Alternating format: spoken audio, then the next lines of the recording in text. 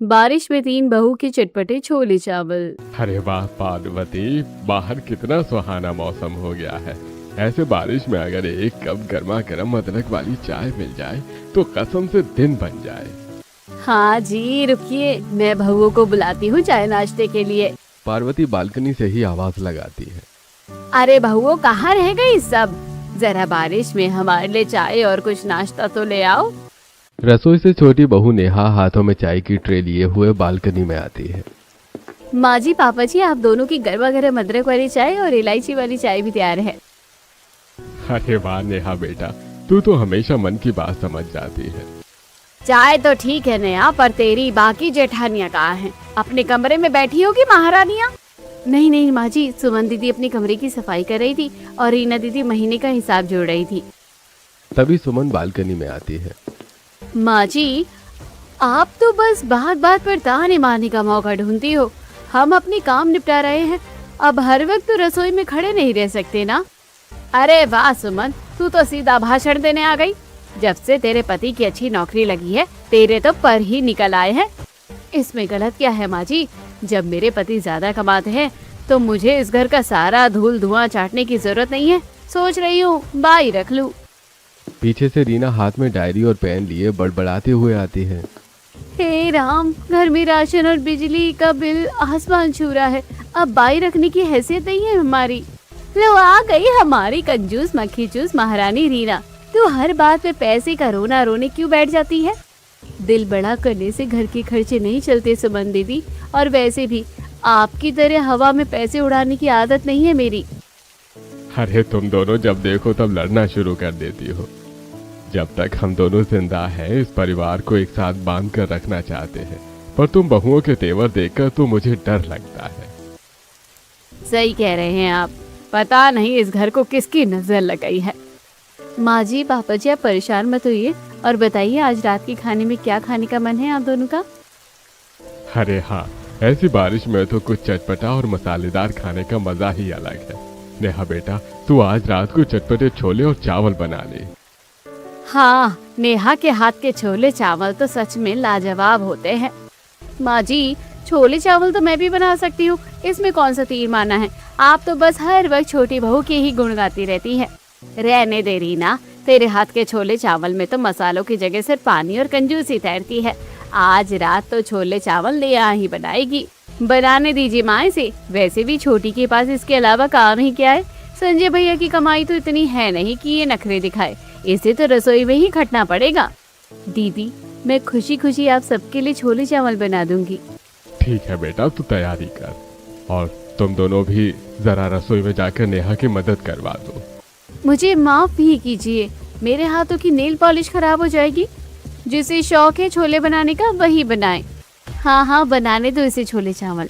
बारिश तेज होती है, नेहा रसोई में चली जाती है और दोनों जेठानियां मुंह बनाकर कमरों में घुस जाती हैं। रात 8:30 बजे रसोई से छोले चावल की खुशबू आ रही है और तभी बड़ा बेटा राजेश घर में आता है। उफ, बाहर तो जैसे प्रलय आ गई है। इतनी तेज बारिश में गाड़ी चलाना भी मुश्किल हो रहा था। अरे राजेश, आप आराम से बैठिए। देखिए ना, अच्छा हुआ जो आपके पास अपनी कार है, वरना इस तूफानी बारिश में तो आप भीगकर बीमार ही पड़ जाते। हाँ सुमन, कार होने का यही तो फायदा है। चाहे कितनी भी बारिश हो, बंदा सूखे का सूखा घर पहुंच जाता है। तभी अमित स्कूटर की चाबी हाथ में नचाता हुआ अंदर आता है। अरे बाप रे, स्कूटर पर तो आज आधी रास्ते में ही भीग गया। हवा इतनी तेज थी कि रेनकोट भी किसी काम का नहीं रहा। अरे अमित भाई साहब, अब स्कूटर पर चलेंगे तो भीगेंगे ही ना। हर किसी की किस्मत में कार थोड़ी ना होती है। दीदी, जरा अपनी जुबान को लगाम दीजिए। स्कूटर भी अपना ही है, किसी से मांग कर नहीं लाए। और वैसे भी कार में जितना पेट्रोल डलता है ना, उतने में हमारे घर का महीने भर का राशन आ जाता है। रीना, तू अब बस भी कर, आते ही तेरा महाभारत शुरू हो जाता है। टवल दे जरा, सिर पोंछ लूं। अरे भाई राजेश, अमित, तुम दोनों हाथ मुंह धो लो। और हाँ, संजय कहाँ रह गया? क्या वो अभी तक दुकान से वापस नहीं आया? पापा जी, आपके छोटे लाडले के पास कौन सी कार या स्कूटर है? वो तो बेचारा अपनी टूटी हुई साइकिल से आता है। सही कहा रीना, साइकिल वालों का तो बारिश में भगवान ही मालिक होता है। चुप रहे सुमन, एक शब्द और बोला तो ठीक नहीं होगा। बेचारा संजय दिन रात मजदूरी और मेहनत करता है, तब जाकर 4 पैसे कमाता है। उसका मजाक उड़ाते हुए तेरी जुबान नहीं कांपती? रसोई से छोटी बहू नेहा गर्मा गर्म छोले चावल की थाली सजाकर बाहर लाती है। माँ जी, संजय जी अभी तक नहीं आए। उन्होंने कहा था कि आज काम जल्दी खत्म करके 8 बजे तक आ जाएंगे। घबरा मत नेहा बेटा, बारिश बहुत तेज है ना, तो शायद कहीं रुक गया होगा। तू चिंता मत कर, आ जाएगा। अरे वाह, घर में घुसते ही मसालों की खुशबू तो बड़ी जबरदस्त आ रही है। पर टेबल पर ये क्या रखा है? छोले चावल? और नहीं तो क्या राजेश, इस गंवार छोटी ने आज फिर वही घिसे पिटे छोले चावल बना दिए। अरे भाभी, क्या बात कर रही हैं आप? खुशबू तो कसम से लाजवाब आ रही है। सिलबट्टे के पिसे मसालों की खुशबू ही अलग होती है। हाँ राजेश, आज बारिश के मौसम में मेरी और तेरी माँ की फरमाइश पर ही नेहा ने ये चटपटे छोले चावल बनाए हैं। अरे वाह, स्वाद तो सच में बहुत बढ़िया है, चटपटा और एकदम मजेदार। राजेश, आप भी ना बस तारीफ करने लग जाते हैं। नॉर्मल छोले ही तो हैं। सब लोग खाना खाने बैठते हैं, लेकिन नेहा बार बार दरवाजे की तरफ देखती रहती है। घड़ी में 9:30 बज जाते हैं। माँ जी, 9:30 बज गए हैं। संजय जी का फोन भी नहीं लग रहा। वो कभी इतने लेट नहीं होते हैं। शांत हो जा नेहा बेटा, तू इस हालत में ज्यादा चिंता मत कर। राजेश, जरा अपने भाई के नंबर पर फोन लगा कर देखना। माँ, मिला तो रहा हूं पर स्विच ऑफ आ रहा है। आ जाएगा, कहीं बारिश में रुका होगा। तभी अचानक राजेश के फोन पर किसी अनजान नंबर से कॉल आता है। हेलो, हाँ मैं राजेश बोल रहा हूं। आप कौन? क्या एक्सीडेंट? सरकारी अस्पताल में है? क्या हुआ जेठ जी? संजय जी को क्या हुआ? बोलिए ना। राजेश, बोल बेटा, क्या हुआ? कौन है अस्पताल में? पापा जी, संजय का बहुत बड़ा एक्सीडेंट हो गया है। वो अस्पताल में है। उसकी हालत बहुत नाजुक है। हे भगवान, ये क्या हो गया मेरे बच्चे को? संजय जी, नहीं, माँ जी मुझे संजय जी के पास ले चलो। छोले चावल की खुशबू से चहकता घर एक ही झटके में चीखों और आंसुओं में डूब गया। अस्पताल के ठंडे गलियारे में आईसीयू की लाल बत्ती जल रही थी। अंदर संजय जिंदगी की जंग लड़ रहा था और बाहर बदहवास नेहा की आंखें रो रो कर लाल हो चुकी थी। हे छठी मैया, मेरे सिंदूर की रक्षा करना। मेरे पति ने कभी किसी का बुरा नहीं किया, फिर उनके साथ ऐसा क्यों हुआ? हे भगवान, मुझे चाहे जो सजा दे दो, पर संजय जी को ठीक कर दो। धीरज रख नेहा बेटा, तू इस हालत में इतना रोएगी तो पेट में पल रहे बच्चे पर बुरा असर पड़ेगा। हाँ बेटी, भगवान पर भरोसा रख। राजेश, अंदर डॉक्टर साहब ने कुछ बताया? इतनी देर क्यों हो रही है? पापा जी, मैं 2 बार अंदर आकर आया हूँ। डॉक्टर साहब कह रहे हैं कि खून बहुत बह चुका है। उस ट्रक वाले ने तो जैसे जान से मारने की ही ठान रखी थी।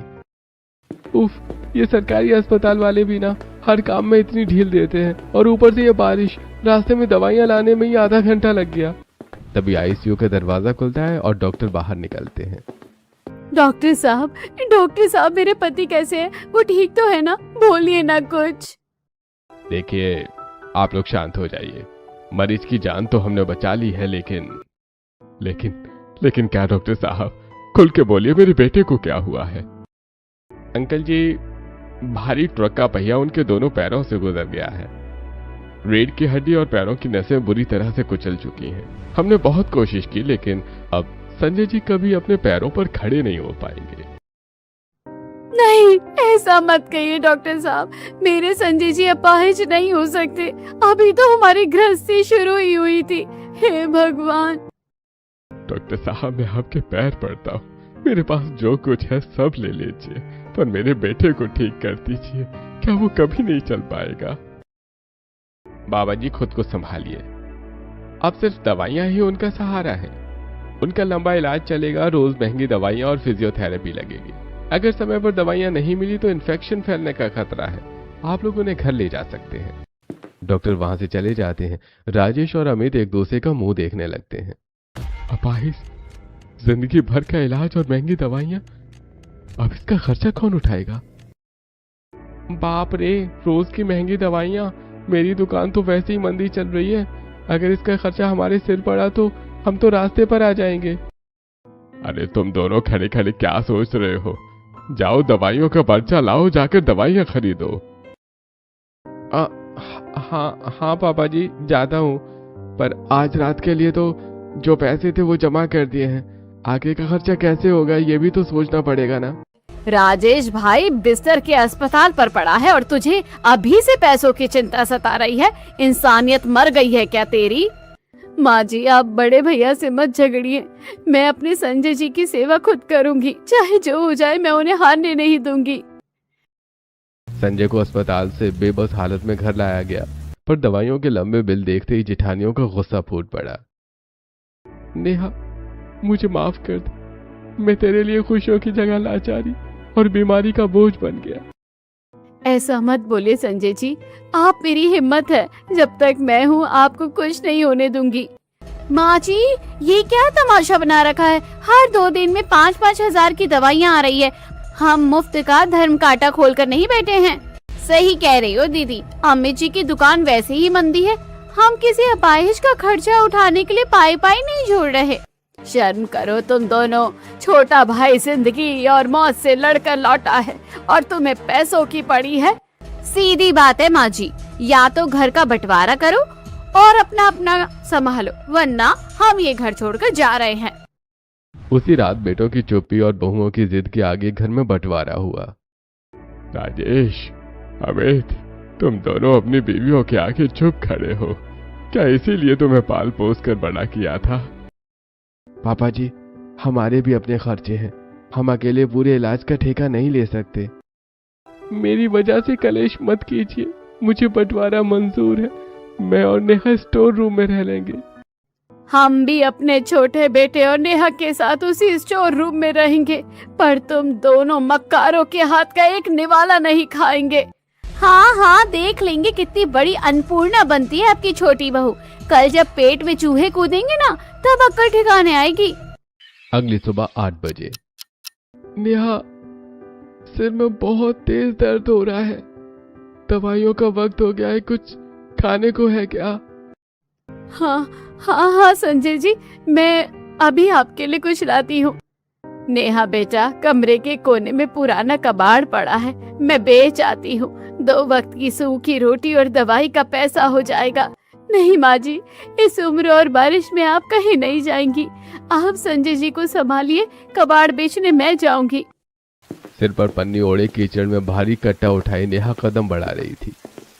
उफ, ये बारिश थमने का नाम ही नहीं ले रही, पर मुझे हार नहीं माननी। किसी भी हाल में दुकान तक पहुंचना ही होगा। नेहा चलते चलते कीचड़ में फिसल जाती है और घुटनों के बल गिर पड़ती है। उसके कट्टे से थोड़ा कबाड़ बिखर जाता है। हे भगवान, मुझे हिम्मत दे, मुझे इस वक्त कमजोर नहीं पड़ना है। नेहा हिम्मत जुटाकर उठती है, बिखरा कबाड़ समेटती है और लंगड़ाते हुए एक कबाड़ी की दुकान पर पहुंचती है। रामू भैया, जरा ये कबाड़ तोल दीजिए, इसमें लोहा और पुरानी रद्दी है। अरे बाहुरिया, इस तूफानी बारिश में कबाड़ बेचने आई हूँ। लाओ, दिखाओ क्या है इसमें। रामू कबाड़ी कट्टे को तोलने का नाटक करता है। अरे बाहुरिया, सब गीला पड़ा है। इसका वजन तो पानी की वजह से बढ़ गया। 50 रुपए से एक ढेला ज्यादा नहीं मिलेगा। रामू भैया, ऐसा मत कहिए, इसमें कम से कम 20 किलो लोहा है। मेरे घर में पति बीमार है, दवाई लानी है और राशन का एक दाना भी नहीं है। कुछ पैसे ज्यादा दे दीजिए। अरे तरस खाने बैठूंगा तो मेरी दुकान लुट जाएगी। लेना है तो 50 रुपए लो, वरना उठाओ अपना कट्टा और निकलो यहाँ से। ठीक है भैया, जो देना है दे दीजिए। कम से कम 2 दिन की दवाई और थोड़ा सा राशन तो आ ही जाएगा। नेहा 50 रुपए का नोट थामकर दवाई की दुकान से संजय और सास ससुर की बीपी की आधी अधूरी दवाइयाँ और एक छोटी थैली में पाव भर छोले और चावल खरीद कर वापस घर लौटती है। हाय राम, नेहा बेटा, ये क्या हाल बना रखा है तूने अपना। कपड़े सराबोर हैं, तू तो पूरी भीग गई है। माँ जी, आप चिंता मत कीजिए, मैं ठीक हूँ। ये लीजिए संजय जी और पापा जी की दवाइयाँ, और हाँ, थोड़ा सा राशन भी ले आई हूँ। नेहा, मेरे चक्कर में तू अपने शरीर को इतना कष्ट क्यों दे रही है? मैं किसी काम का नहीं रहा, मुझे मर जाने दे। संजय जी, फिर वही बात, जब तक आपकी नेहा जिंदा है आपको कुछ नहीं होने देगी। माँ जी, रसोई का चूल्हा तो हमारे पास है नहीं। मैं छत पर कोने में ईंटें रखकर मिट्टी का चूल्हा जलाती हूँ और गर्मा गर्म छोले चावल बनाती हूँ। नेहा छत के कोने में बारिश की बौछारों से बचाकर ईंटों का चूल्हा बनाती है। वो सिलबट्टे पर खड़े मसाले पीसती है। आंगन में टहल रही बड़ी बहू सुमन और मंझली बहू रीना खुशबू सूंघकर चौंक जाती हैं। अरे ये किस चीज की खुशबू है? इतनी जबरदस्त मसालेदार महक कहाँ से आ रही है? और कहाँ से आएगी दीदी? वही गरीब छोटी बहू छत पर ईंटें रखकर छोले चावल बना रही है। पता नहीं कबाड़ के पैसों से कहाँ से मसाले खरीद के ले आई। बनाने दो, 2 दिन चूल्हा जलेगा, तीसरे दिन फिर भीख मांगेगी। नेहा गर्मा गर्म चटपटे छोले चावल की थाली सजाकर संजय, हरिराम और पार्वती को देती है। वाह नेहा बेटा, कसम से इतना स्वादिष्ट छोले चावल तो मैंने पूरी जिंदगी में नहीं खाया। सच में नेहा, तेरे हाथ में तो जादू है। पर बेटा कल से हम क्या करेंगे? दवाइयाँ तो खत्म हो जाएगी, राशन भी आज ही खत्म हो गया है। माँ जी, पापा जी, मैंने एक फैसला किया है। जब मेरे हाथ में छोले चावल बनाने का ये हुनर है तो मैं किसी के आगे हाथ क्यों फैलाऊं? मैं कल से बाजार के नुक्कड़ पर चटपटे छोले चावल का ठेला लगाऊंगी।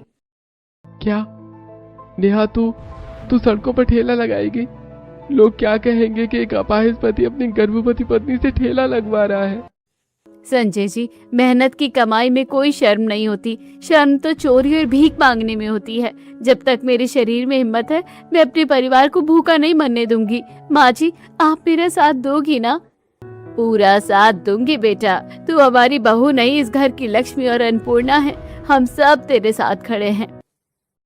बाहर मूसलाधार बारिश जारी थी, पर उस छोटे से स्टोर रूम में गरीबी और लाचारी को हराने के लिए एक बहू के स्वाभिमान का दिया जल चुका था। अगली सुबह 5 बजे से नेहा ईंट के चूल्हे पर पिसे मसालों के छोले चावल पकाकर उधारी के ठेले पर सजाने लगी। छोले तो बढ़िया उबल गए हैं। अब इसमें सिलबट्टे का पिसा गरम मसाला, भुना हुआ जीरा और थोड़ा सा भुना बेसन मिला देती हूँ। बेसन से तरी गाढ़ी भी हो जाएगी और स्वाद ऐसा चढ़ेगा कि एक बार जो खाएगा बार बार आएगा। पार्वती कांपते हाथों से कपड़े का साफ सुथरा पर्दा और कुछ स्टील की प्लेटें लेकर छत पर आती है। नेहा बेटा, मैं बर्तन पोंछ देती हूँ, पर देख तो सही, बाहर बारिश फिर तेज हो गई है। ऐसे मौसम में तू ठेला कैसे खींचेगी? माँ जी, आप चिंता मत कीजिए, मैंने ठेले पर ऊपर तिरपाल बांध दिया है। संजय जी की दवाइयों के लिए मुझे ये मेहनत तो करनी ही पड़ेगी। तभी सज धज कर बाहर जाने के लिए निकली बड़ी बहू सुमन और हाथ में चाय का कप लिए मंझली बहू रीना आंगन में आकर खड़ी हो जाती हैं। उफ, सुबह सुबह ही इस घर में गमारों जैसी मसालेदार बदबू फैल जाती है। रीना, जरा देखना तो, महारानी जी ठेला सजाकर निकल रही है। क्या दीदी, लो आ गई अकल ठिकाने? अब तक तो पति कमाकर खिलाता था, अब सड़कों पर छोले चावल ले लो, छोले चावल चिल्लाएगी। पूरे मोहल्ले में हमारी नाक कटवा कर रहेगी ये गरीब। सही कहा रीना, अरे ठेला लगाने से अच्छा किसी के घर झाड़ू पोछा ही कर लेती। कम से कम सड़क पर यूं तमाशा तो नहीं बनता। अरे चुप करो तुम दोनों, शर्म नाम की चीज नहीं बची है तुम में। जो बहू अपने परिवार और बीमार पति का पेट पालने के लिए मेहनत कर रही है, तुम उसका हौसला बढ़ाने के बजाय उसका मजाक उड़ा रही हो। निकल जाओ हमारी नजरों के सामने से। हाँ, हमें क्या, जाइए लगवाइए अपनी लाडली से ठेला। हम भी देखते हैं कि इस बारिश में इसके कौन से ग्राहक आते हैं। मूसलाधार बारिश हो रही है, सड़क पर पानी भरा हुआ है। नेहा तिरपाल के नीचे अपना ठेला लगाई खड़ी है। पतीली से भाप निकल रही है और छोले चावल की महक बारिश की ठंडी हवा में बिखर रही है। पास से गुजरते लोग छाता लगाए जल्दी जल्दी निकल रहे हैं, पर कोई ठेले पर नहीं रुक रहा है। हे छठी मैया, 2 घंटे हो गए, एक भी ग्राहक नहीं आया। अगर आज भी एक भी प्लेट नहीं बिकी तो संजय जी की दवाइयाँ कैसे आएगी? माँ जी, पापा जी को क्या खिलाऊंगी? मेरी मदद करो माँ। तभी बारिश से भीगता हुआ एक दफ्तर जाने वाला आदमी रमेश भागते हुए नीम के पेड़ की छांव में आकर रुकता है। ये बारिश भी ना पूरा भिगो दिया, बस भी नहीं मिल रही। अचानक रमेश की नाक में छोले चावल की सौंधी खुशबू जाती है। वो ठेले की तरफ देखता है। अरे वाह, इतनी जबरदस्त महक। बहन जी, क्या है पतीले में? भैया, गर्मा गर्म चटपटे सिलबट्टे के पीसे मसालों के छोले और बासमती चावल है। बारिश में गर्मा गर्म खाइएगा तो ठंड भाग जाएगी। 1 प्लेट लगा दूं? ठेले का खाना पता नहीं कैसा होगा। चलो, बारिश रुकने तक 1 हाफ प्लेट लगा ही दो। नेहा खुशी खुशी दोने में गर्मा गर्म चावल डालती है, ऊपर से गाढ़े मसालेदार छोले, कटी हुई प्याज, हरी मिर्च और नींबू निचोड़ कर रमेश को दे देती है। अरे बाप रे, वाह, वही कसम से बहन जी, क्या स्वाद है। ये मसाले तो बिल्कुल घर जैसे लग रहे हैं, कोई मिलावट नहीं, एकदम कड़क और चटपटा। जी भैया, सारे मसाले खुद सिलबट्टे पर पीसकर चूल्हे पर बनाए हैं। बहन जी, हाफ प्लेट क्या, एक फुल प्लेट और लगा दो, और हाँ 2 प्लेट पैक भी कर दो। मैं अपने दफ्तर के साथियों के लिए भी ले जाऊंगा। ऐसा स्वाद तो मैंने किसी बड़े होटल में भी नहीं खाया। पास खड़े 2-3 और लोग जो बारिश से बचने के लिए खड़े थे, रमेश की बात सुनकर और खुशबू सूंघकर ठेले की तरफ खिंचे चले आते हैं। अरे बहन जी, हमें भी एक प्लेट दो, खुशबू तो सच में बहुत बढ़िया आ रही है। अरे बहन जी, 2 प्लेट इधर भी लगाना, जरा मिर्च कड़क रखना। हे भगवान, आपका लाख लाख शुक्र है, मेरी मेहनत बेकार नहीं गई। देखते ही देखते नेहा के ठेले पर ग्राहकों की भीड़ लग जाती है। दोपहर 1 बजे तक नेहा का पूरा पतीला खाली हो जाता है। दोपहर के 3 बज रहे हैं, बाहर रिमझिम बारिश हो रही है। अरे हरिराम जी, जरा देखिए तो सही, दोपहर के 3 बज गए हैं, नेहा अभी तक नहीं आई। इतनी बारिश में बेचारी का क्या हाल हुआ होगा। धीरज रख पार्वती, आ जाएगी, पहली बार गई है ना, थोड़ा समय तो लगता ही है। तभी नेहा मुस्कुराते हुए खाली पतीला लेकर आंगन में आती है।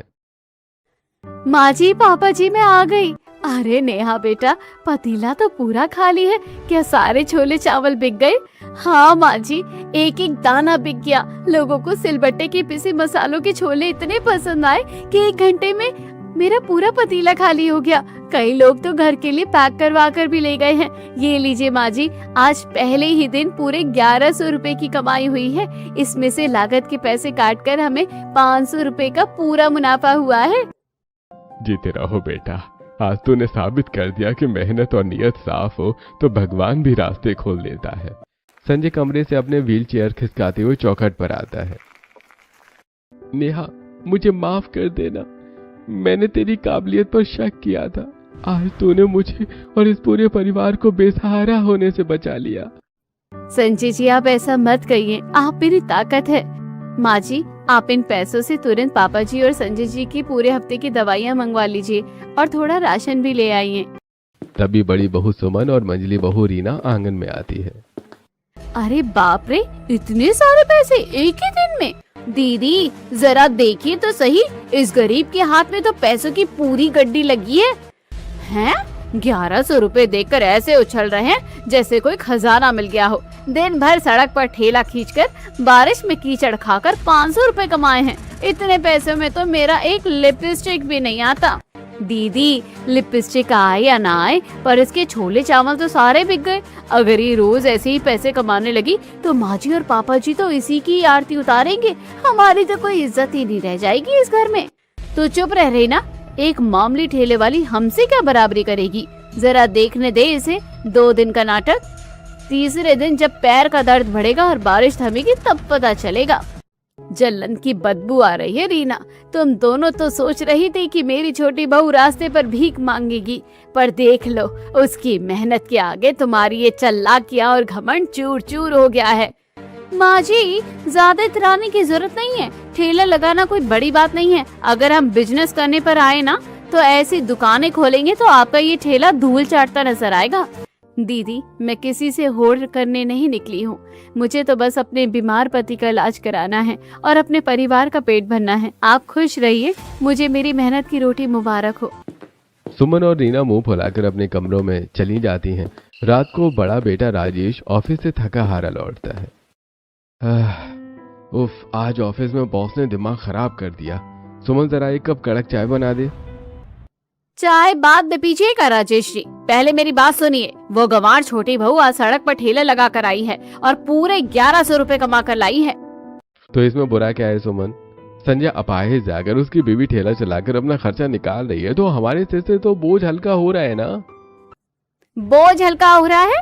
आपको अपनी इज्जत की कोई परवाह है या नहीं? पूरे मोहल्ले में लोग कह रहे हैं कि बड़े भाई की कार खड़ी है और छोटी बहू रास्ते पर ठेला लगा रही है। मेरी सहेलियां मेरा मजाक उड़ा रही हैं। मैं ये बेइज्जती बर्दाश्त नहीं कर सकती। तो फिर तुम क्या चाहती हो सुमन?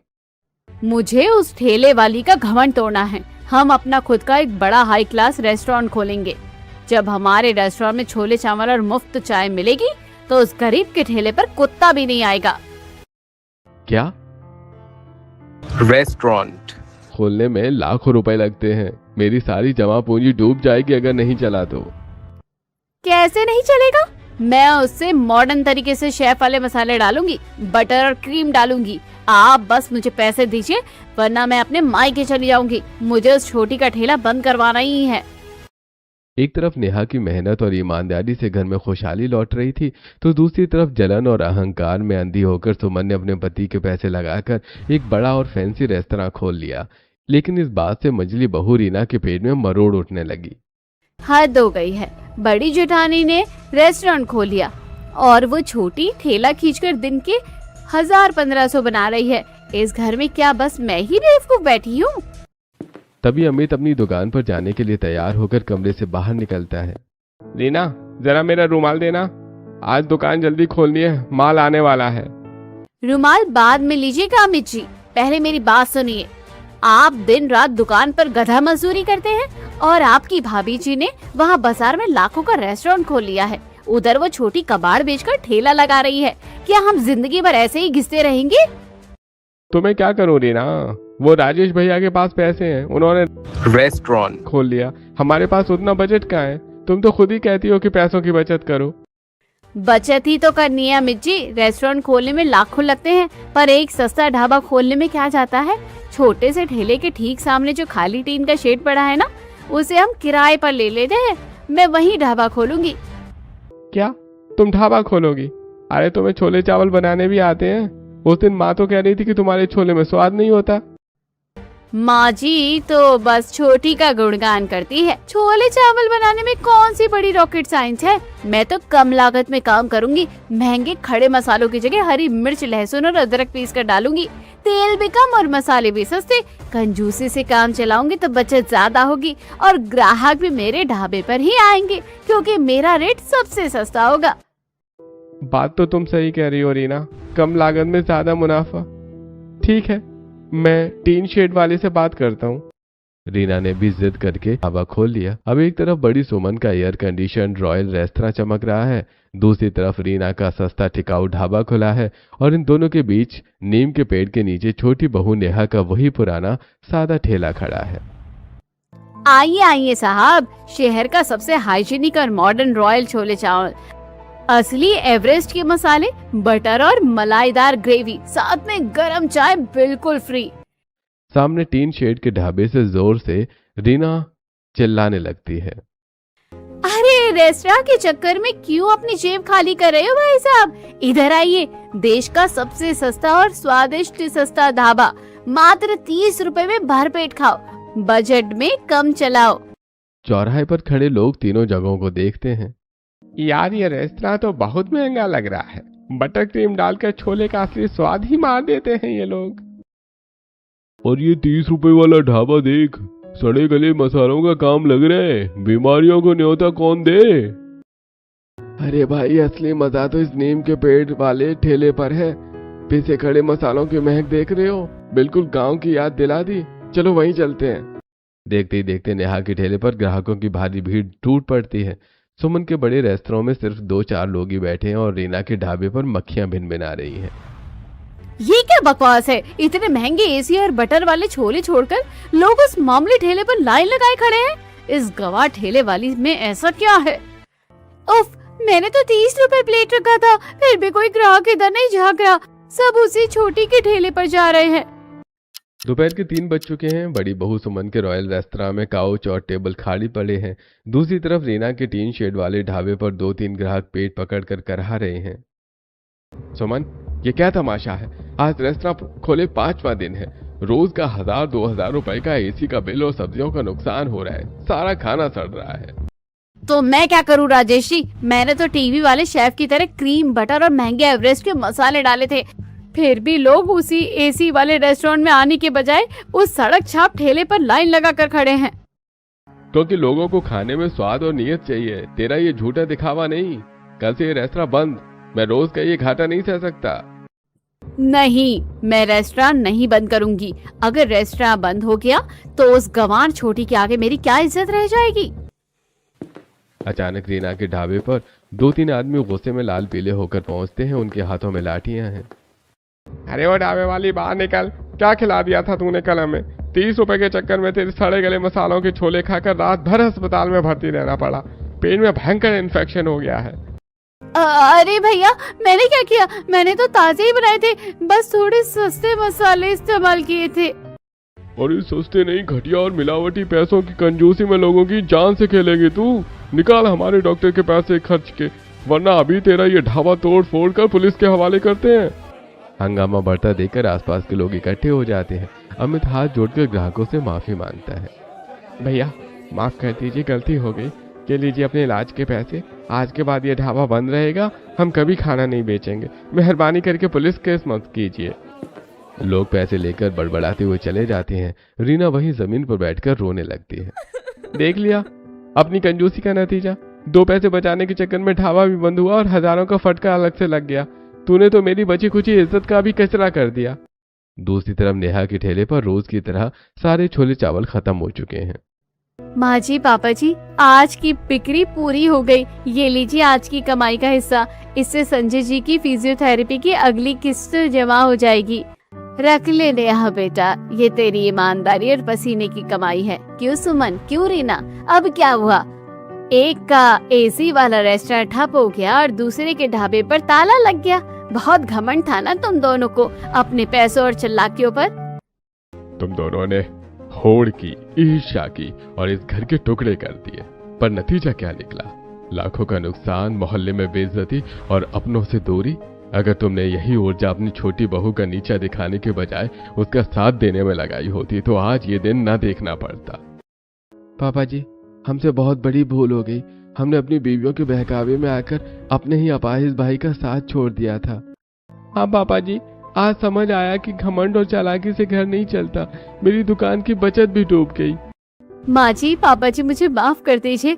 मेरे सिर पर घमंड का भूत सवार था। मुझे लगता था कि पैसों से सब कुछ खरीदा जा सकता है, पर छोटी के हाथों के स्वाद और नियत की सच्चाई ने मेरी आंखें खोल दी।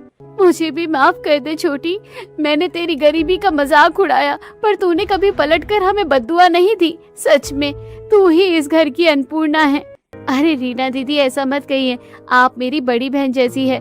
बुरा वक्त तो आता जाता रहता है, पर परिवार से बढ़कर कुछ नहीं होता। सुमन दीदी, आप भी मत रोइए। भाभी जी, नुकसान तो हुआ है, पर अगर इससे हमारे बिखरे हुए परिवार के दिल जुड़ जाएं, तो समझो घाटा नहीं मुनाफा हुआ है। वाह मेरे बच्चों, आज मेरा परिवार फिर से एक हो गया। याद रखो, एक लकड़ी को कोई भी तोड़ सकता है, पर जब लकड़ियां गट्ठर बन जाती हैं तो कोई आंधी उसे हिला नहीं सकती। छोटी, तेरा काम तो बहुत जम गया, पर तू अकेले इस पेट से कब तक ठेला खींचेगी? क्यों ना हम सब मिलकर तेरे इस हुनर को एक बड़ा नाम दे। हाँ दीदी, छोटी सिलबट्टे पर मसाला पीसेगी और छोले चावल बनाएगी। मैं हिसाब किताब और राशन की बचत संभालूंगी और सुमन दीदी अपने स्टाइल से मार्केटिंग और ग्राहकों को संभालेगी। सच दीदी, अगर आप दोनों मेरा साथ दोगी तो हम चौपाटी स्टाइल में शहर का सबसे बड़ा 3 बहुओं के चटपटे छोले चावल का स्टॉल खोलेंगे। कुछ दिन बाद चौपाटी पर बारिश में 3 बहू के चटपटे छोले चावल के स्टॉल खुला है। नेहा सिलबट्टे पर मसाला बना रही है, सुमन ग्राहकों को सर्व कर रही है और रीना कैश संभाल रही है। आइए आइए साहब, बारिश के सुहावने मौसम में खाइए हमारे चटपटे छोले चावल। शुद्ध मसाले, सही दाम और ढेर सारा प्यार। क्योंकि जहाँ परिवार की एकता और नियत की शुद्धता होती है, वहीं असली स्वाद होता है।